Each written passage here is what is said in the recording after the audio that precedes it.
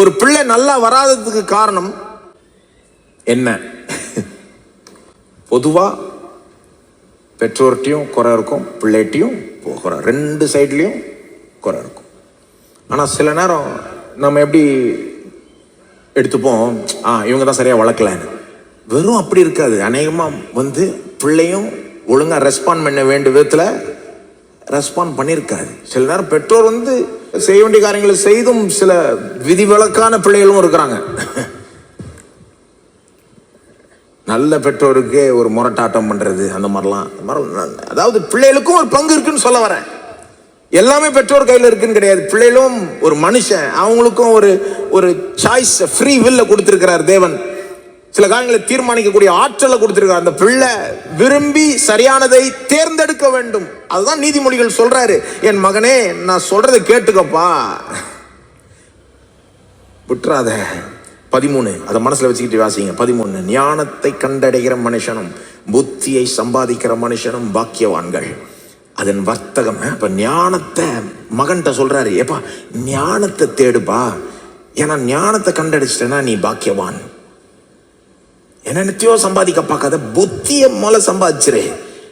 மற்றதை சம்பாதிச்சுட்டு புத்தி ஞானத்தை சம்பாதிக்காம போயிட்டேன்னா அப்ப எல்லாம் போச்சு. ஆனா இதை வாங்கிட்டேன்னா உனக்கு நீ பாக்கியவான். 14ஆம் வசனம், அதன் வர்த்தகம் வெள்ளி வர்த்தகத்திலும் அதன் ஆதாயம் பசும் பொன்னிலும் உத்தமமானது.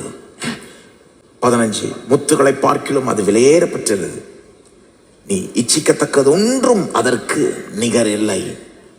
என்ன விரும்பினாலும் ஞானத்துக்கு இடையினையா எதுவுமே வர முடியாது. 16 அதன் வலது கையில் தீர்க்காயசும் அதன் இடது கையில் செல்வமும் கனமும் இருக்கிறது. அதன் வழிகள் இனிதான வழிகள், அதன் பாதையெல்லாம் சமாதானம், ஷலோம். அது தன்னை அடைந்தவர்களுக்கு ஜீவ விருட்சம், அதை பற்றி கொள்ளுகிற எவனும் பாக்கியவான். என்ன மாதிரி காரியங்கள் வாக்கு பண்ணியிருக்கு பாருங்க. தீர்க்காயுஸ், வலது கையில் தீர்க்காயுஸ், இடது கையில் செல்வம் கனம், வழியிலெல்லாம் இனிதான வழிகள், சமாதானமான பாதை. இதெல்லாம் யாருக்கு வாக்கு பண்ணியிருக்கிறது? அந்த பெற்றோர் போதிக்கும் ஞானத்தை கேட்டுக்கிறவன், காத்து கொள்ற அந்த பிள்ளை, அந்த மகன், அந்த மகளுக்கு இதெல்லாம் கிடைக்கும்.